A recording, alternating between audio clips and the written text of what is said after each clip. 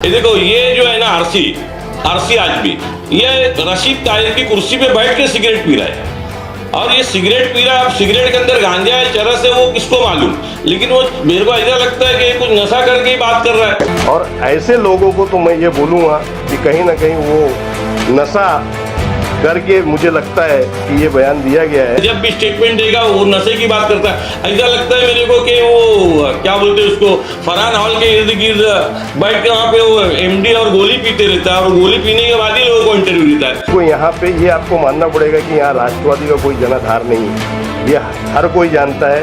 18 नगर सेवक निकल के वहीं गए। यहाँ के जो कांग्रेस के लोग थे काम बिल्कुल भी नहीं कर रहे थे, और ज्यादातर लोग जो है सामने से मीटिंग वगैरह कर रहे थे। हमेशा बार बार परेशान कर रहे थे।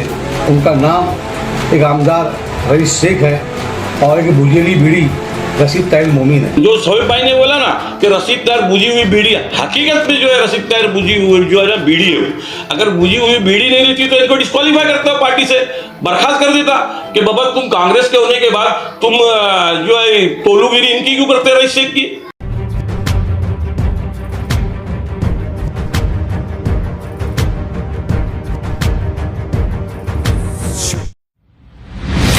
खुदा English medium school and junior college में साल 2024-25 के लिए एडमिशन स्टार्ट हो गए हैं। यहाँ बेहतर एजुकेशन के साथ साथ sports activity, smart classroom, cultural activity और बेहतर इंफ्रास्ट्रक्चर मौजूद है। यहाँ क्वालिफाइड और एक्सपीरियंस टीचर्स हैं जो कमज़ोर बच्चों का खास ख्याल रखते हैं। पिछले 15 सालों में खुदा स्कूल से काफ़ी होनहार बच्चे पास आउट होकर समाज में अपना मुकाम हासिल किया है। हाजी उमर मूसा एजुकेशन ट्रस्ट द्वारा संचालित Khuda English medium school and junior college of arts, science IT and commerce IT at 5th Nizampura opposite Ram Bhavan hotel Bhiwandi. सबसे पहले मैं भिवंडी शहर की आवाम जो मेरी है उन लोगों का तहे दिल से शुक्रिया अदा करना चाहता हूँ कि 2024 का जो MP का इलेक्शन है, इस इलेक्शन के अंदर जिस तरीके से भिवंडी शहर के लोगों ने इस इलेक्शन को अपने हाथ में लिया और अपने हाथ में लेकर बेहतरीन तरीके से पोलिंग की। मैंने मेरी ज़िंदगी के अंदर पहली बार ऐसा मामला देखा कि लोग सबसे पहले सुबह उठकर जाकर बिगर किसी तकाजे के अपना वोट पोल कर रहे थे, और एक उमंग थी, एक तरंग थी बदलाव लाने के लिए। उसके लिए मैं हाथ जोड़ के तमाम मेरे भिवंडी शहर के लोगों का शुक्रिया अदा करता हूँ। बहुत बहुत शुक्रिया आप लोगों का।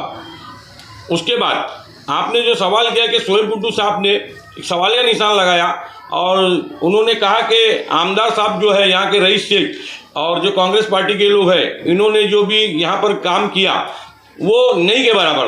तो मैं आपकी मीडिया के ताल्लुक से माध्यम से बोलना चाहता हूँ कि शोएब गुड्डू साहब ने बिल्कुल सही बात कहा। हम लोग जो यहाँ पर ज़मीनी सत्ते से जुड़े हुए लोग हैं, हम लोग ज़मीन पर रहकर काम करने वाले लोग हैं, हम लोगों ने ईस्ट के अंदर पूरी तरीके से देखा है कि यहाँ के जो कांग्रेस के लोग थे काम बिल्कुल भी नहीं कर रहे थे, और ज़्यादातर लोग जो है सामने से मीटिंग वगैरह कर रहे थे, क्या लेना है क्या देना है, इसी पे फोकस कर रहे थे, इसी पे लोग परेशान थे। कहीं कांग्रेसी लोगों के मुझको भी फोन आए, मैं खुद उसका गवाह हूँ कि मुझको भी बोला गया कि आओ आपकी जो है मीटिंग हम लोग सामने से कराते हैं, छोड़ो शोएब गुड्डू को, आप जो उनके साथ मिलकर काम करो। और सबसे बड़ी बात है कि हमारे जो यहाँ का आमदार है रईस शेख, वो सबसे पहले विवाद की जड़, फसाद की जड़ वही है, क्योंकि सबसे पहले उसी ने स्टार्ट किया। जब इलेक्शन लगा तो उन्होंने एक स्टेटमेंट दिया कि यहाँ पर राष्ट्रवादी कांग्रेस पार्टी शरद चंद्र जी पवार का कोई वो नहीं, जनाधार नहीं है। अब ऐसे लोग का हमको काम करना पड़ेगा। माननीय रईस शेख को मैं ये बोलना चाहता हूँ कि बाबा आपका क्या जनाधार था यहाँ पे। आपकी जो समाजवादी पार्टी थी वो MP का इलेक्शन लड़ी थी, 2400 वोट के अंदर वो सिमट गई थी। आपके तो लेने के देने पड़े हुए थे। 18 दिन के अंदर आप भिवंडी शहर के अंदर आते हो, तो जनाधार, मैं आपको बोलना चाहता हूँ कि जनाधार बनाने वाला अल्लाह है। हम लोग सब यहाँ की जो आवाम जरिया है, अल्लाह ने हम लोगों को जरिया बनाया, लोगों को जरिया बनाया, आप MLA बने। आपका राइट ही नहीं था, अधिकार ही नहीं था कि आप किसी पार्टी का जनाधार के ताल्लुक से बात करें। आप इंडिया अलायंस के ताल्लुक से काम कर रहे थे, साथ में मिलकर काम कर रहे थे। आपको चुपचाप तरीके से काम करना चाहिए। फोकट में आपको दंगा फसाद कराने की जरूरत नहीं थी। ये फोकट का फसाद है जो आज ये जो चालू हो गया है, वीडियो पे वीडियो, स्टेटमेंट पे स्टेटमेंट। दूसरी बात, यहाँ के जो समाजवादी के आमदार है, मैंने ये इलेक्शन में बहुत करीब से देखा कि ये जो आमदार साहब है, ये मुझको ऐसा लग रहा था कि ये इलेक्शन में एमपी साहब अपने जो बाले मामा उनका काम करने से ज़्यादा ये अपनी फिजा बना रहे थे, अपने लोगों को आगे करके अपने बड़े बड़े झंडे लगा के बाले मामा को जैसे इन्होंने कैप्चर कर लिया था। मुझको ऐसा लगा कि ये ब्लैकमेलिंग कर रहे थे बाले मामा को, क्योंकि हम लोग पार्टी के लोग हैं, हम लोगों ने क्या भोगा है, हम लोगों ने क्या वो किया है वो हमको मालूम है भाई। सबसे पहले जब इलेक्शन चुनाव शुरू हुआ तो इनका जो स्टेटमेंट है जनाधार वाला, उस जनाधार के स्टेटमेंट पे अगर शोएब भाई गलत होते तो ये काम नहीं करते। उन्होंने क्या किया मालूम है, उन्होंने मीटिंग लिया और मीटिंग लेके तमाम जो लोग हम लोग भड़के हुए थे, बोलने का इनको ही नहीं आता, हमको भी बहुत बोलने आता है, हम लोग भी बहुत बोल सकते हैं कि इनका जनाधार क्या है क्या नहीं, और इनका ABCD और जेड तक पूरा बता सकते हैं। लेकिन हमारे अध्यक्ष ने हमारे को पूरे पार्टी के कार्यकर्ताओं के साथ हाथ जोड़कर बोला कि मैं आप लोगों के हाथ जोड़ता हूं कि कोई विवाद पैदा ना करे, जान दो उसने बोल दिया, इस बात को ख़त्म करो और हमारा अपना काम कर रहा है पार्टी का, उसको काम करने दो। लेकिन हमारे अध्यक्ष का इतना बड़ा दिल होने के बावजूद में, हमारे अध्यक्ष ने इतना बड़ा दिल करके काम किया, लेकिन इन्होंने कोई काम हमारे जो बाले मामा की सीट खड़ी थी उसके लिए बिल्कुल भी नहीं कहा। दूसरी बात, अभी कांग्रेस के जो लोग हैं, एक भैंसा है जो अभी पहले राष्ट्रवादी में था, वो अभी जो है कांग्रेस में गया, वो भैंसा बोलता है कि अभी एक जो लोग ऐसा ऐसा बोल रहे थे नशा किए। मुझको तो ऐसा लगता है वो भैंसा ही जो है हमेशा नशे में रहता है, हमेशा लफड़े और फसाद के मूड में रहता है। जब भी स्टेटमेंट देगा वो नशे की बात करता है। ऐसा लगता है मेरे को कि वो क्या बोलते हैं उसको, फरहान हॉल के इर्द गिर्द बैठ के वहाँ पे वो MD और गोली पीते रहता है, और गोली पीने के बाद ही लोगों को इंटरव्यू देता है। दूसरी बात, एक और कांग्रेस का लीडर, एक कांग्रेस का जो क्या बोलते हैं लबू जन्ना है, अरसी आजमी, उसने भी एक स्टेटमेंट दिया और उसमें वो बोलता है कि हम मांग नहीं करेंगे कि इसको अध्यक्ष पद से हटाओ शोएब भाई को। ये देखो, ये जो है ना अरसी आजमी, ये रशीद ताहिर की कुर्सी पे बैठ के सिगरेट पी रहा है,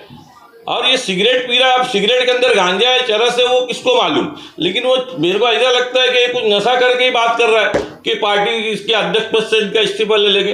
अरे हम देखेंगे किसकी माँ ने दूध पिलाया है, कौन पैदा हुआ भिवंडी शहर के अंदर जो शोएब गुड्डू साहब का इतने जो डैशिंग लीडर है हमारे, इतने ज़बरदस्त अध्यक्ष हमारे, कौन माई का लाल उसका इस्तीफा लेते हैं, और ये कैसे लबू झन्ने लोग इस्तीफा लेने लगाते हैं, हम लोग भी देख लेंगे।